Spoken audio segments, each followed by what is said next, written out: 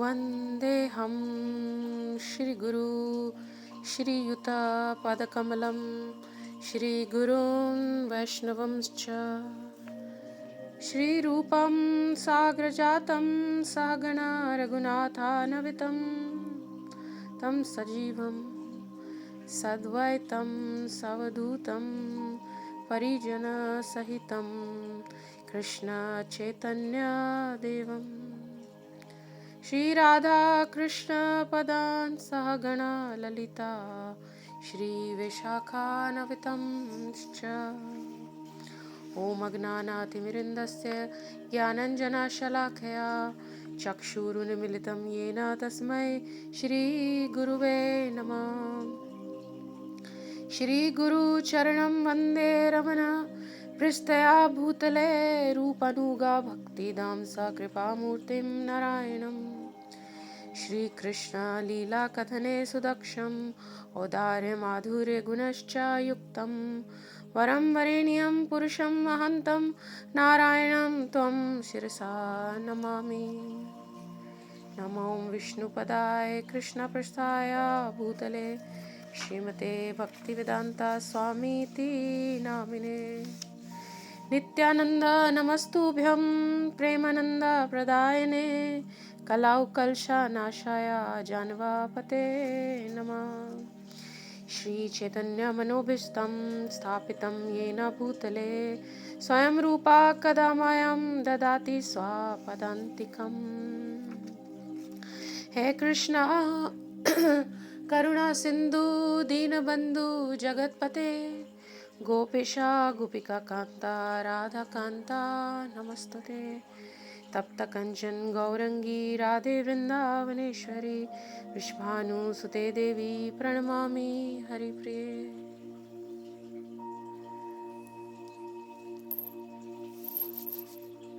सर्वप्रथम मैं अपने दीक्षा गुरु नित्य लीला ओम विष्णुपाद परमहंसा परिकाचार्य स्तोत्र शिला श्रीमद् भक्ति वेदांता नारायण गोस्वामी महाराज जी के चरण कमलों में अनंत कोटि दंडवत प्रणाम अर्पण करती हूँ और तत्पश्चात अपने शिक्षक गुरु नित्य लीला प्रविष्टा ओम विष्णुपाद परिकाचार्य स्तोत्र शिला श्रीमद् भक्ति वेदांता स्वामी प्रभुपाद जी के चरण कमलों में अनंत कोटि दंडवत प्रणाम अर्पण करती हूँ और साथ ही साथ सारे संतों साधुओं और वैष्णवों के चरण कमलों में दंडवत प्रणाम अर्पण करती हूँ जिन्होंने मुझे भक्ति में प्रोत्साहन दिया और आप सबको हार्दिक सादर नमन करती हूँ। तो हमारी जो कल आने वाली एकादशी है वह मोहिनी एकादशी कहलाती है। तो हर एकादशी ना 11वां दिन के बाद कृष्ण पक्ष और शुक्ल पक्ष के बाद आती है ना। एकादशी का अर्थ है कि हम एकादशी व्रत का क्या मतलब है, बेसिकली जो शाब्दिक अर्थ है वो क्या है कि 11 एकादशी है ना, 11 होता है। और उपवास का अर्थ क्या होता है, ऊपर का अर्थ है निकट और वार्स का अर्थ है ठहरना। तो एकादशी व्रत का जो वास्तविक अर्थ है वह है सभी 11 इंद्रियों है ना, या इंद्रियों से भगवान की सेवा में लगना। अब 11 इंद्रियों में से 5 कर्म इंद्रियां हैं, जैसे हो गए हमारे हाथ, पैर, मुंह, गुदा, जनांग, और जो बाकी की अन्य 5 ज्ञान इंद्रियां हैं वह क्या हो गई, आँख, नाक, कान, जीभ और त्वचा, और अंतिम क्या है, मन। तो हर व्यक्ति को ना जो जितना आवश्यक है उतना ही उपवास में लेना चाहिए। जैसे कि मैं हमेशा बताती हूँ, कोशिश तो ये करिए कि आप निर्जल करें, फलाहार करें, जलाहार करें, मगर अगर नहीं होता है तो जितना मिनिमम हो सकता है अपनी बॉडी को, अपने शरीर की ज़रूरत को देखते हुए उतना ही आप लें, है ना। और साथ ही साथ उतना आवश्यक है कि आप अपनी 11 इंद्रियों के द्वारा, है ना, और अपनी चेतना के द्वारा भगवान के चरण कमलों में संलग्न रहें, है ना, हमको संलग्न करना चाहिए, हमको उनके पास ना निकट, उपवास, निकट ठहरना चाहिए। तो हम जो चीज़ें निषेध हैं उनका तो पालन कर ही रहे हैं, हमें नॉन एकादशी फूड्स बिल्कुल नहीं लेने हैं, ये तो पक्का हो ही गया है ना। नहीं तो 11 प्रकार के पाप हमारे अंदर बड़े ही आराम से एफर्टलेसली अन्न के द्वारा अंदर हमारे आ जाएंगे। तो ये तो हमको बात समझ आ गई है, हमको वार्निंग मिल गई है ना शास्त्रों से।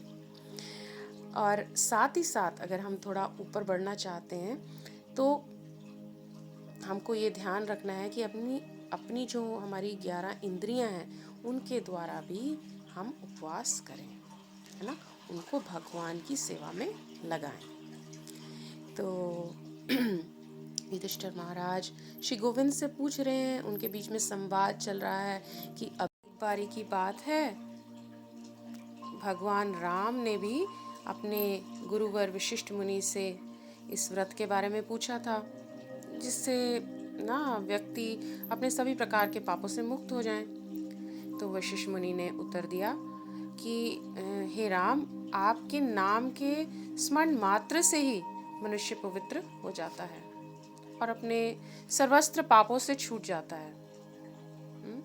लेकिन जैसा कि आपने मुझसे सभी मानवता के हित के लिए और सभी की इच्छा पूरी करने के लिए एक व्रत के बारे में पूछा है, तो मैं ये जो वैशाख महीने में आने वाली एकादशी, मोहिनी एकादशी है, इसके बारे में मैं आपको अवश्य बताऊंगा।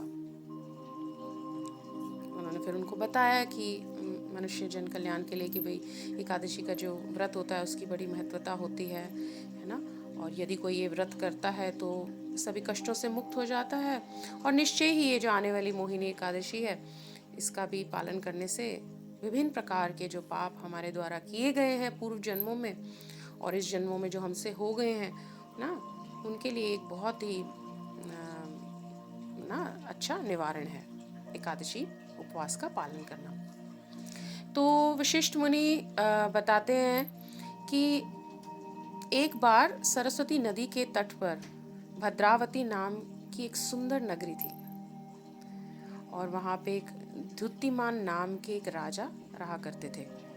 वे बहुत ही नेक थे और सच्चे थे, धर्मनिष्ठ थे। उनका जन्म चंद्रवंश में हुआ था, और उन्हीं के राज्य में एक बहुत ही बड़े धनी व्यापारी रहा करते थे। उनका नाम था धनपाल। वे हमेशा नेक और परोपकारी कामों में लगा रहते थे ना, जैसे कहते हैं ना कि कुआं बना देना लोगों के लिए, है ना, अस्पताल खोल देना ना, गरीबों तक ना भोजन उपलब्ध कर देना, और भी जो भी सामाजिक कार्य होते हैं उन सब में अच्छे काम करते रहे। स्कूल खुलवा देना, विद्यालय खुलवा देना, है ना, जिन लोगों के पास पैसे नहीं हैं, गरीब लोगों के पास, उनको फ्री में दाखला दिलवा देना, इस तरीके की ना परोपकारी कामों में लगे रहते थे। तो और भगवान के बहुत अच्छे भक्त भी थे, है ना। अब उनके 5 पुत्र थे, सुमना, द्युतिमान, मेधावी, सुकृति और धृष्ट बुद्धि। अब सारे के सारे पुत्र उनके बहुत अच्छे थे, केवल एक पुत्र थे जो दृष्टि बुद्धि नाम के थे, जिनका जो कहते हैं ना कि वो गलत कामों में लगे हुए थे, गलत पापी गतिविधियों में ना लगे हुए थे। तो उनका जो मतलब संग था वो बिल्कुल भी अच्छा नहीं था, जैसे कि जुआ खेलना ना, पर स्त्री से संबंध बनाना, वैश्याओं से मिलना, जितने भी घिनौने काम समाज के हैं उनमें उनकी बड़ी रुचि हुई थी, है ना। अपने पिता की जितनी भी संपत्ति थी वे अंधाधुंध खर्च कर रहे थे, है ना। एक दिन उनके पिता जो थे धनपाल बहुत उनसे क्रोधित हो गए, उन्होंने कहा कि तुम मेरे घर से निकल जाओ, है ना, और तुम यहाँ इस घर में नहीं रह सकते, क्योंकि उनको बहुत शिकायतें पहुँच रही थी कि भाई आपका बेटा ऐसे वैश्या के घर गया हुआ था, या आपका बेटा इस गलत काम में था, आपके बेटे ने चोरी करी, आपके बेटे ने ये गलत काम करा। तो उनको बड़ी अपनी बेइज्जती महसूस हुई, उन्होंने वो पहले भी मतलब समझाते थे, मगर इनकी जो मतलब लिमिट थी ना, बढ़ती जा रही थी, लिमिट अपनी क्रॉस कर रहे थे। तो फिर पिता ने क्रोध में आके इनको कहा कि देखो भैया, मैं तुमको अपने घर में नहीं रख सकता ना, तुम तो मतलब अपनी लिमिट से बाहर निकलते जा रहे हो, तुम यहाँ से निकल जाओ ना, तुम आज से तुम मेरे पुत्र नहीं कहलाओ जाओगे। तो वो तो देखो बुरी संगत में लगा हुआ था, उसको अच्छे और बुरे का कोई भी समझ नहीं थी। तो और उसकी रुचि इतनी थी, वीकनेस ऑफ हार्ट, कि भाई उसको ये सारे गलत काम ही उसको अच्छे लगते थे और उसको करने में मज़ा आ रहा था। तो अब पिता के कहने पे ठीक है, वो निकल गया, कि पिता ने बाहर निकाल दिया, जो उसके काम है वो तो करेगा ही। तो इधर उधर वो भटकने लगा, है ना। तो अब उसने फिर भी जैसे ना चोरी करना नहीं छोड़ा, चोरी करने लगा। ऑफ कोर्स उसके पास पैसे नहीं थे, तो उसको पकड़ ले जाते थे ना, जो सैनिक वगैरह थे उसको पकड़ ले जाते थे, अंदर बंद कर देते थे, उसको धमकी देते थे कि भाई देखो तुम्हारे पिता बड़े परोपकारी हैं, बहुत अच्छे भगवान के भक्त हैं ना, इतना अच्छा कार्य करते हैं। तो उसके चलते ना उसको कई बार उन्होंने मतलब जेल से निकाल भी दिया था, मुक्त कर दिया था। बट फिर वो गलती करते थे। तो एक दिन ऐसे करते करते ना जो है राजा ने उनको कहा कि तुम यहाँ से, तुम इस नगरी से ही उसको निकाल दिया, है ना। उसने कहा कि भाई तुम इस राज्य के लिए तुम्हारा यहाँ रहना अच्छा नहीं है ना, तुम्हारी यहाँ पे जो प्रेजेंस है वो एक अच्छा एग्जाम्पल नहीं देती है, गलत संग देती है, और तुम गलत कार्य करने में बहुत अच्छे से लगे हुए हो, टोटली एब्जॉर्ब्ड। तो अब ये जो दुष्ट बुद्धि थे, इनको तो नगरी से निकाल दिया, राज्य से निकाल दिया, बड़े परेशान हुए। अब भाई ना तो वो चोरी भी नहीं कर सकते, है ना, क्योंकि अब तो राज्य से ही निकाल दिया। मगर खैर वो जंगल में जाके रहने लगे, वहाँ पे शिकार करने लगे, जानवरों को मारने लगे, है ना। और वही वे जानवर जो है पका पका के मार मार के वो खाते थे, क्योंकि अब उनके पास ना कुछ रहने का ठिकाना, ना कुछ हाथ में पैसे, ना वो चोरी करने की कोई ना अपॉर्चुनिटी। तो जंगल में ही उन्होंने अपना जीवन व्यतीत करना शुरू कर दिया। बहुत ना अब उनकी स्थिति बहुत ही ज़्यादा मतलब अनइमेजिनेबल थी, कि हम जैसा इंसान सोच नहीं सकता। मगर देखो ना कि बुरी संगत, बुरी हैबिट्स की वजह से, कि वो बिल्कुल भी अपनी कोई उनकी लाइफ पे कोई कंट्रोल ही नहीं था, इतना कि उनको इतनी ज़्यादा चांसेस दिए, इतनी बारी उनको अपॉर्चुनिटीज़ मिली ना, जेल में आकर भी उनको ना फ्री करा, ये कह के कि भाई तुम्हारे पिता इतने अच्छे हैं, तुमको एक और चांस देते हैं। मगर उनके ऊपर ये कोई मतलब बुरी संगत, बुरा आचरण इतना ज़्यादा उनके ऊपर भारी हुआ था कि उनको ये कोई भी जो बात है समझ नहीं आ रही थी। तो अब खैर वो जंगल में थे और ये सब पशु वगैरह को मारने लग रहे थे। तो मारते मारते भी थक गए, कितना जानवरों को मारेंगे, पकाएंगे, कोई किसी से बात करने को नहीं है, कुछ रहने की कोई सही जगह नहीं है। तो एक दिन क्या हुआ, कि ना तो उनको जंगल में कोई जानवर मिल रहा कि जिसको मार कर वो खा सकें। एक दिन क्या, कुछ दिन ऐसे निकल गए कि जब उनको कोई जानवर नहीं मिल रहा या कोई फल फूल मिल रहा अपने ना भूख प्यास मिटाने के लिए। तो बड़े व्यथित होकर इधर उधर ना कुछ खाने की तलाश में घूम रहे थे। तो घूमते घूमते क्या हुआ कि कौंडिन्य ऋषि मुनि के आश्रम में आ पहुंचे।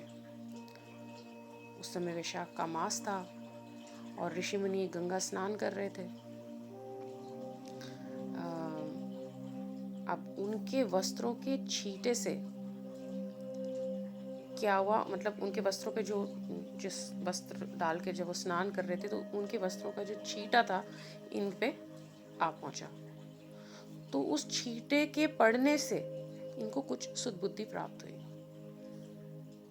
है ना। क्या सुदबुद्धि प्राप्त हुई कि ये अपनी जो स्थिति है ना, उससे बाहर निकलने का कोई सुझाव मांगने के लिए तैयार हो गए।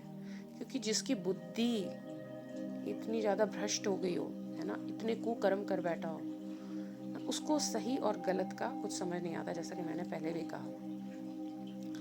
तो ऐसे व्यक्ति के अंदर में इतनी बुद्धि भी नहीं रहती कि ऋषि मुनि कौन होते हैं, है ना, और ऋषि मुनियों से हमें किस तरीके का व्यवहार करना चाहिए, हम किस व्यथा में हैं, है ना, क्या हमारी सिचुएशन है, हमको भगवान से प्रार्थना करनी चाहिए, नहीं करनी चाहिए, ऋषि मुनियों के आगे गिड़गिड़ाना चाहिए कि नहीं गिड़गिड़ाना चाहिए। ये भी तभी होता है जब कृपा हो। तो एक वैष्णव की, ऋषि मुनि की कृपा कैसे हुई, उनकी जो कपड़े पे जो भीगे हुए थे उस कपड़े की एक छींट उन पे जाके गिरी और उससे इनको सुदबुद्धि आई कि उनसे प्रार्थना करें कि हे ऋषिवर, आप मेरी इस स्थिति को समझें, देखिए कि मेरे पिता ऐसे ऐसे ना इतने अच्छे परोपकारी व्यक्ति हैं, मेरे भाई हैं, मैं गलत संग में लग गया, गलत संग के चलते मैं गलत कर्म करने लग गया, उसमें मेरी रुचि बन गई और आज देखिए मेरी स्थिति क्या है कि मुझे राजा ने नगरी से बाहर निकाल दिया। राजा ने भी मुझे इतनी बारी चांस दिया, है ना, चांस देने के बाद मेरे को मतलब वहाँ के जो सैनिक लोग थे उन्होंने बड़ी धमकी दी, उन्होंने मुझे कष्ट भी, दुख भी दिए, मगर मैं फिर भी नहीं सुधरा और राजा ने मतलब मुझे अल्टीमेटली नगर से बाहर निकाल दिया। और आज मेरी स्थिति ये है कि ना मेरे पास कुछ खाने को है, ना मुझे कोई जल प्राप्त होता है यहाँ पे पीने का। मैं इतना व्याकुल हो रहा हूँ, इतना परेशान हूँ कि एक इतने धनी पिता का पुत्र होने के बावजूद मेरी आज स्थिति ऐसी है कि मेरे पास जल भी पीने को नहीं है, कोई फल भी कुछ खाने को नहीं है, कहीं रहने का कोई स्थान भी नहीं है, जानवर भी नहीं नज़र आ रहे कि जिनको मैं मार के खा लूँ, सब कुछ नहीं नज़र आ रहा। आप ही की एक कृपा है ना, आप, you are the only hope I have, otherwise my life is doomed, बोलने लगा। तो अब जो ऋषिवर होते हैं, ये ऋषि मुनि होते हैं, तो दयालु होते हैं, दे आर वेरी कंपैशनेट। वो ये नहीं देखते कि भाई ये पापी है या ये बड़ा पुण्य आत्मा है, वो हर एक को एक समान, एक दृष्टि से देखते हैं। तो उन्होंने कहा कि देखो आप चिंता नहीं करो, उसको बोला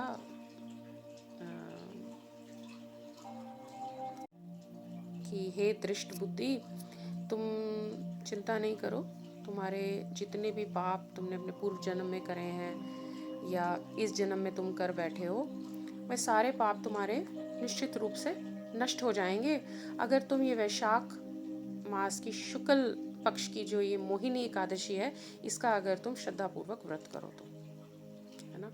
तो उनके ये वचन सुनकर ना जो दृष्ट बुद्धि है बहुत खुश हुआ। उन्होंने कहा कि यस ऋषिवर, मैं तो बिल्कुल जो आप कहेंगे वो करने को तैयार हूँ, आप मुझे इस स्थिति में से निकाल दीजिए, है ना।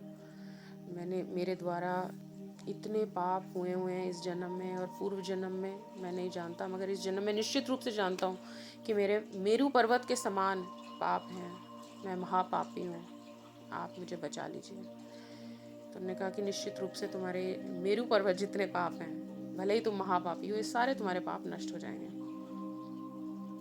तो तुम मेरे बताई हुई ये जो मोहिनी एकादशी है इसका श्रद्धापूर्वक पालन करो, है ना, तो तुम निश्चित रूप से बच जाओगे। तो उसने ऐसा ही करा, उसने जैसा जैसा ऋषिवर ने बताया था उन्होंने वैसा ही बिल्कुल निर्जल ना होके सारी रात जागरण करके भगवान का नाम लेते हुए, रिपेंट करते हुए, देखो हमको रिपेंट भी करना है, भगवान का नाम लेते लेते साथ में हमको रिपेंट भी करना है कि हम आज जिस भी स्थिति में हैं वो क्यों हैं, क्योंकि हमारे द्वारा किए गए ये कर्म हैं, बुरे कर्म हैं, जिनकी वजह से आज हम दुखित हैं, है ना।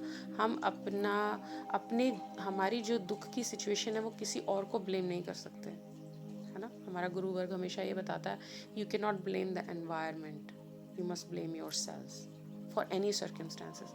तो ये मतलब एक बहुत अच्छे तरीके से ना मतलब एक अच्छी प्राश्चित करके भगवान को पुकारने से बहुत आपको भगवान की कृपा मिलती है ना। तो मैं जानती हूँ कि अभी कितने लोग जो भगवान का नाम लेते हैं वह हरि नाम तो कर रहे हैं, मगर अगर उनको कोई कुछ कह दे, है ना, तो या हमें, चलो हम सभी ऐसे हैं कि हम सबको कोई कुछ कह दे तो हम सुनना नहीं चाहते, क्योंकि हमको दिख रहा होता है कि दूसरे की गलती है। वह दूसरे की गलती हमें इस जन्म में दिख रही होती है, मगर हम पिछले जन्म में कुछ गलतियां करके आए हैं, जिसकी वजह से हम इस स्थिति में हैं। तो इसीलिए हमको हमेशा, अगर कोई सही में भक्ति में आगे बढ़ना चाहता है ना, और अग्रसर करना चाहता है भक्ति मार्ग में, तो वह अगर ये सोच के चलेगा कि हाँ ये सारी गलती मेरी ही है, निश्चित रूप से ये मेरे ही पाप कर्मों का फल है, और फिर ना प्रायश्चित करके शरणागत होके भगवान का नाम पुकारेगा, जो भी भगवान की भक्ति के अन्य अंगों को ना अपने जीवन में उतारेगा, अदर लिम्स ऑफ भक्ति, व्हाट आई मीन टू से, तो वह निश्चित रूप से बहुत आगे बढ़ सकता है और बहुत अंदर की ओर जा सकता है। तो उसने ऐसा ही किया, रोते रोते अपने ना उसने भगवान से माफ़ी मांगी, जागरण करा, निर्जल करा, और भगवान का नाम पुकारा। तो क्या हुआ, उसको क्या मिला? उसको विष्णु लोक की प्राप्ति हुई।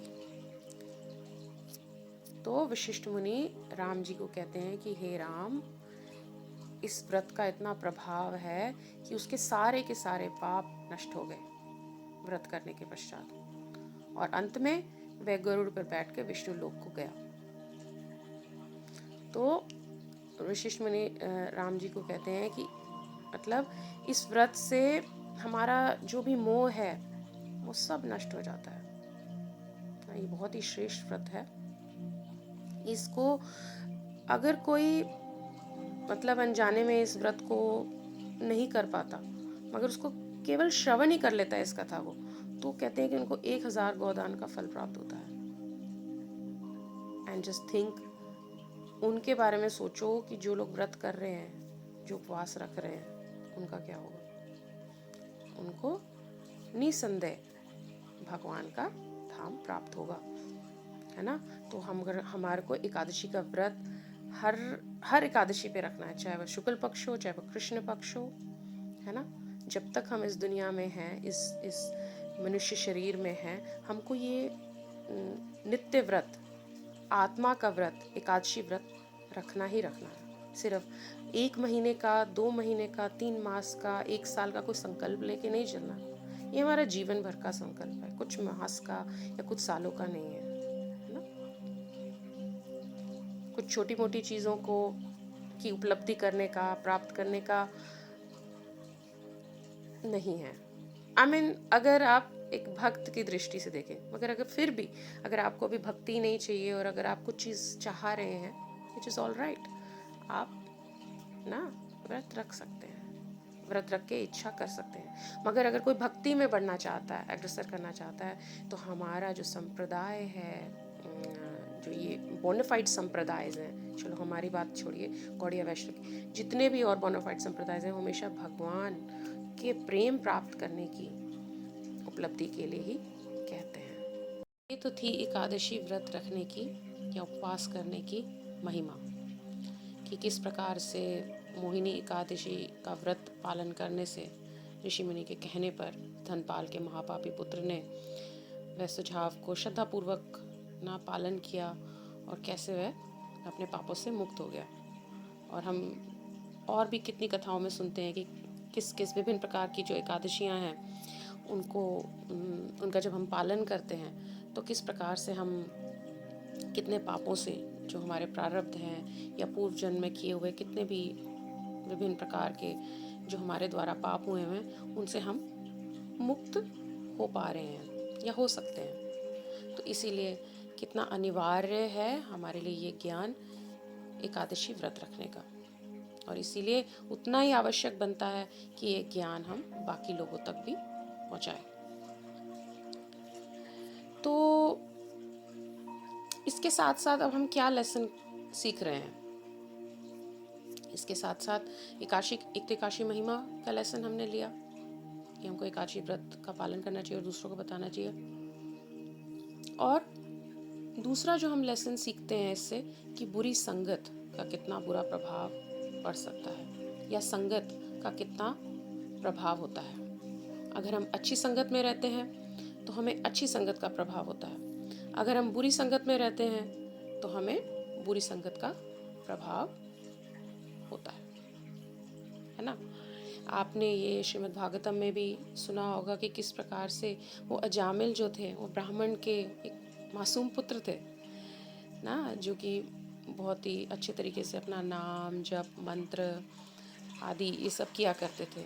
और एक दिन उनके पिता ने जब उनको आदेश दिया कि तुम जाओ और जंगल में से जाके ना कुछ फूल वगैरह तोड़ लाओ, और उनकी आगे का पालन करते हुए वे जंगल में गए।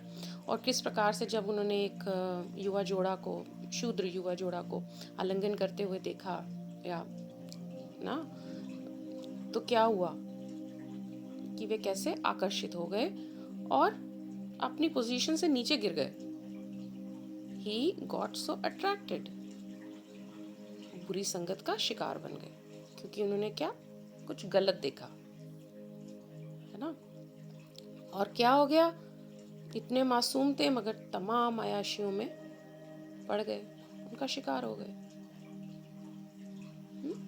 एक वैश्या के चक्कर में पड़ गए, अपनी धर्म पत्नी को छोड़ दिया, अपने वृद्ध पिता को छोड़ दिया, एक नीच शूद्र स्थिति में आ गए। किस वजह से? बुरी संगत के कारण, है ना। यद्यपि भगवान सबके प्रति समान रूप से शुभ चिंतक होते हैं, है ना।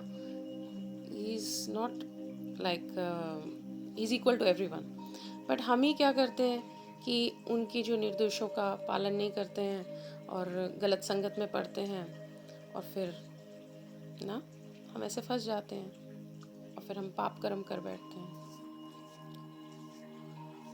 तो संगत का बहुत बड़ा प्रभाव है।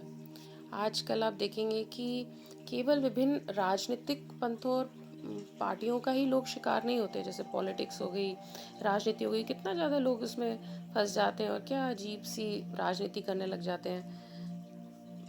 मतलब यही नहीं बल्कि अलग अलग प्रकार के इंद्रियों के खेल भी उनको इतना आकर्षण करते हैं। ये सब कुसंग है। सिनेमा जाना, टू मच सिनेमा जाना ही एक्चुअली, मैं तो मतलब एज अगर डिवोटी बोल रही हूँ तो डिवोटी के माध्यम से तो सिनेमा जाना ये सब गलत है। खेल, जुआ, आई मीन जुआ का खेल, व्हाट आई मीन टू से, है ना, गैम्बलिंग करना, पब्स में जाना, क्लब्स में जाना, उल्टे सीधे गलत नॉवेल्स पढ़ना, ड्रिंक करना, ड्रग्स में पड़ना, उठाईगिरी कला, इतने तरह के जो सब तरह तरह की व्यस्तताओं के कारण इनका मन ना आजकल के लोगों का हमेशा अशांत और चिंताओं से भरा रहता है ना। तो ये सारा कुसंग ही है, उसी का प्रभाव है, जिसके फलस्वरूप हम लोग भगवान की तरफ नहीं जाना चाहते, या वेदों में शास्त्रों में कोई हमारी रुचि नहीं है, क्योंकि सोशल मीडिया ने इन सब चीज़ों को कवर कर लिया है और वही हमारे बच्चे देखते हैं, वही हम लोग देखते हैं, और वही चीज़ एस्टेब्लिश हो गई है इनके दिमाग में कि जो ये चीज़ देख रहे हैं या ये चीज़ इनको देखने को मिलती है ये सब ठीक है, या हमें जो चीज़ देखने को मिलती है ये सब ठीक है, this is common, this is accepted by the society. तो आजकल हम सब इस चीज़ के ना विक्टिम हो चुके हैं। बचपन से ही हम ये सारी चीज़ें सीख रहे हैं, ये सब देख रहे हैं, सब नॉर्मल लगता है। आजकल नॉन वेजिटेरियन कोई है तो लगता है तो नॉर्मल बात है ना। प्याज लहसुन कोई खाता है तो ये तो बहुत ही नॉर्मल बात है, अब ये भी नहीं खाएंगे तो क्या होगा।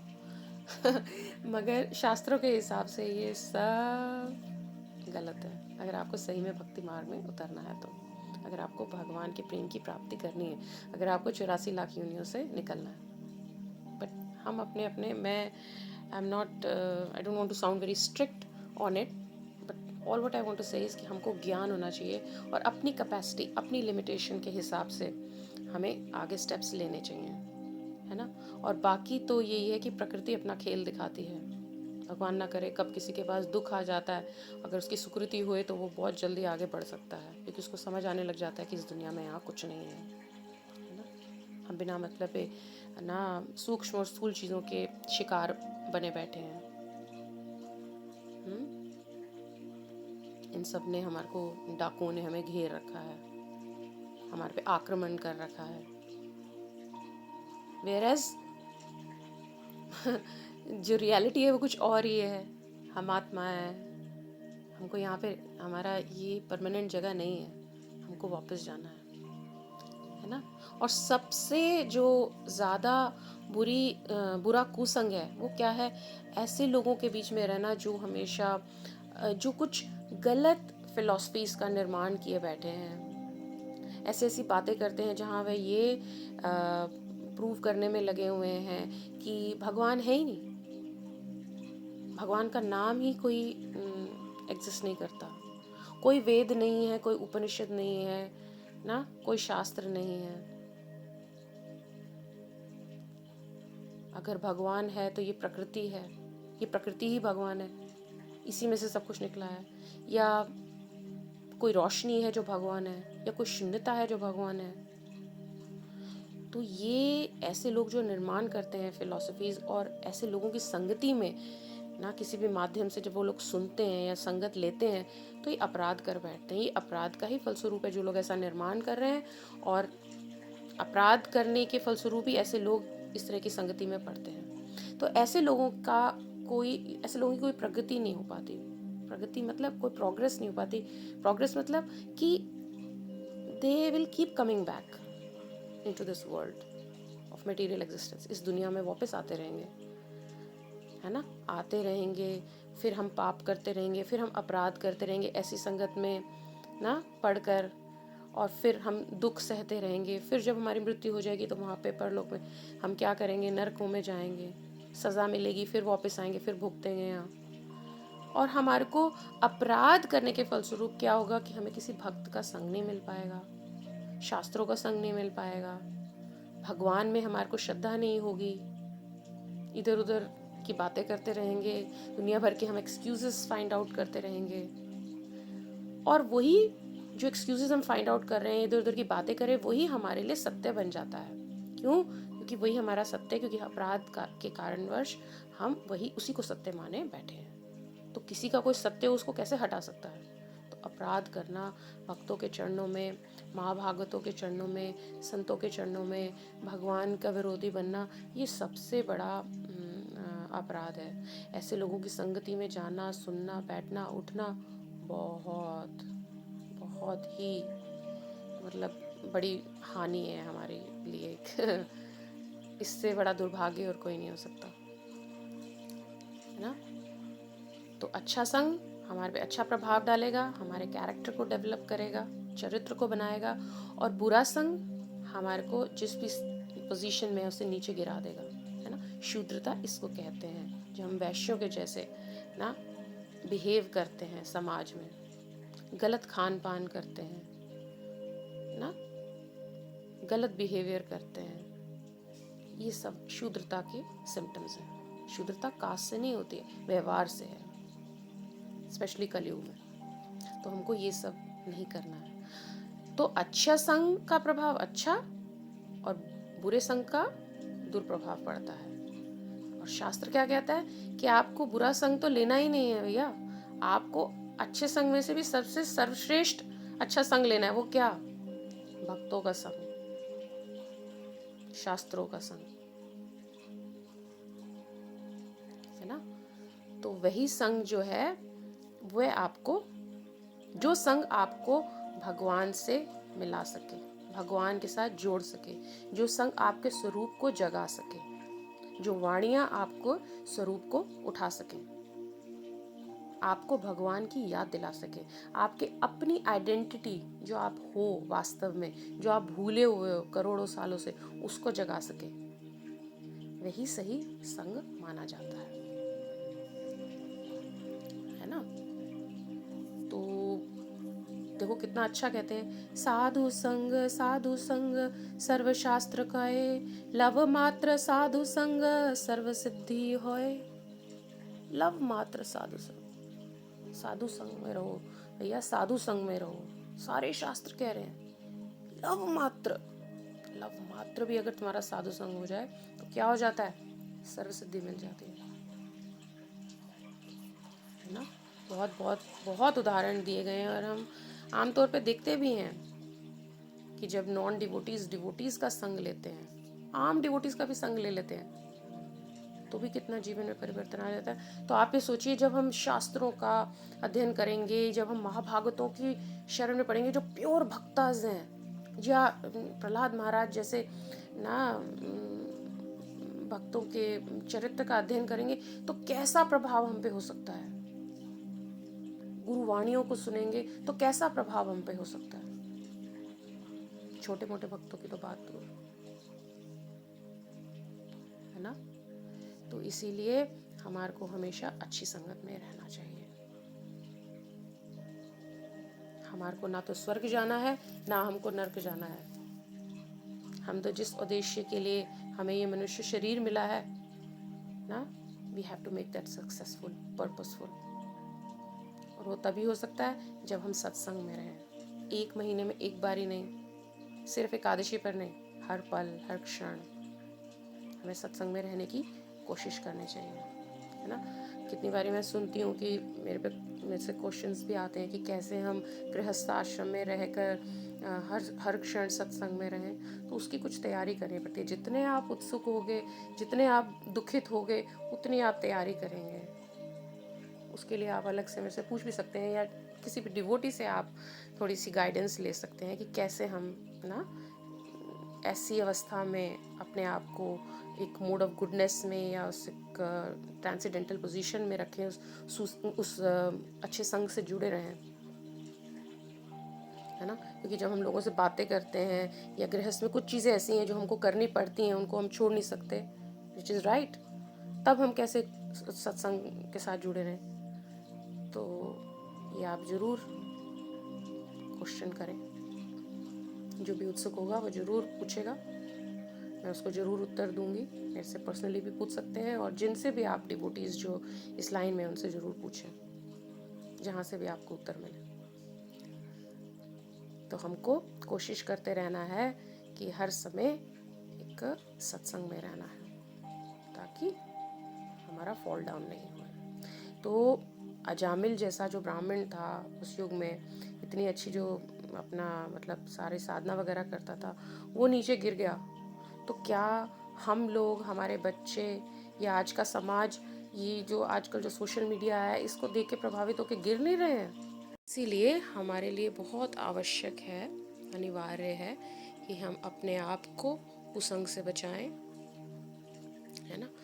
अपने बच्चों को, अपने जानने वालों को ये ज्ञान ज़रूर दें कि किस प्रकार से बहुत ज़रूरी है अपने चरित्र को के निर्माण के लिए, अपने बच्चों के निर्माण के लिए, कि ये कुसंग से दूर रहें। और ख़ास करके जो अब भक्ति में हैं और शास्त्रों के अनुसार चलना चाहते हैं, वह जान गए हैं कि कुसंग ना को अवॉइड करना चाहिए। मगर उनके लिए बहुत ज़रूरी ये जानना है कि उनको सतर्क रहना बहुत ज़रूरी है ना। कि अब जान तो गए हैं कि कुसंग इज़ नॉट गुड थिंग, तो कुसंग नहीं करना चाहते, मगर किसी न किसी तरीके से कुसंग आता है हमारे ना चाहते हुए भी। स्पेशली भक्ति में टेस्ट आते हैं, है ना। तो इसीलिए जो लोग भक्ति में ऑलरेडी हैं, उनको कुसंग से सतर्क रहना चाहिए। सतर्कता बहुत ज़रूरी है।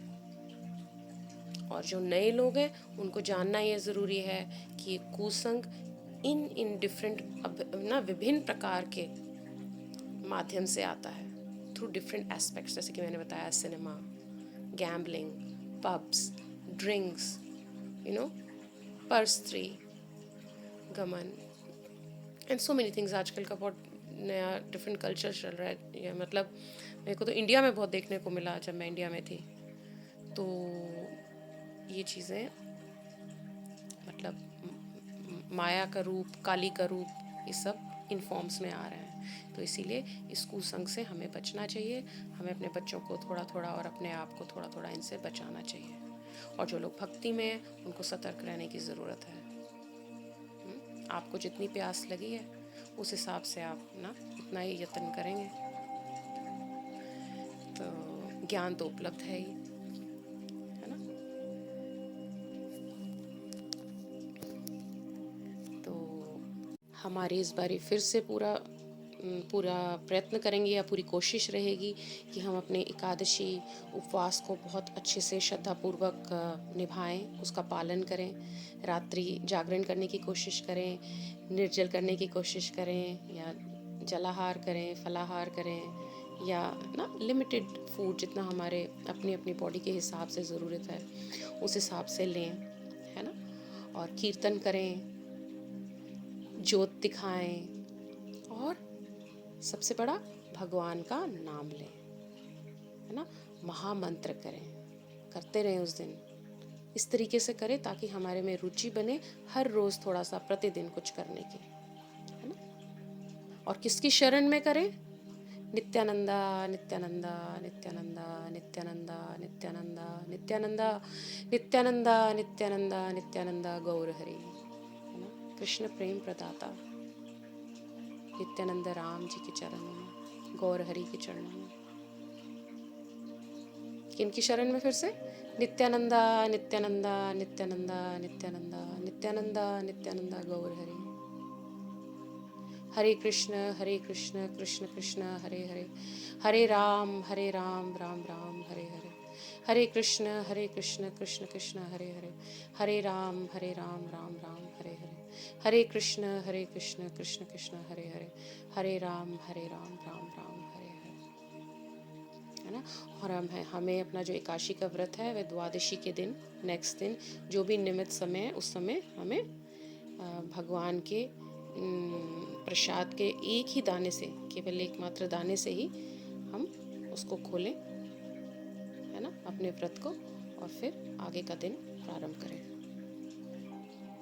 तो द्वादशी खोलने का जो समय है, सब अलग अलग कंट्रीज़, अलग अलग स्टेट्स का डिफरेंट नियमित है, वो आपको भेज दिया जाएगा, उसके हिसाब से ही आप खोलें, स्पेशली नए लोग जो अभी एकादशी का व्रत करना शुरू किए हैं ना। अदरवाइज़ वह एकादशी पूरी तरीके से संपूर्ण नहीं मानी जाएगी।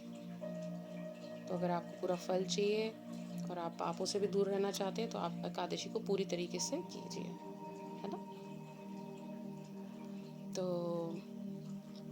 मैं आशा करती हूँ कि आप एकादशी की कथा सुन के इसको अपने जीवन में उतार रहे हैं।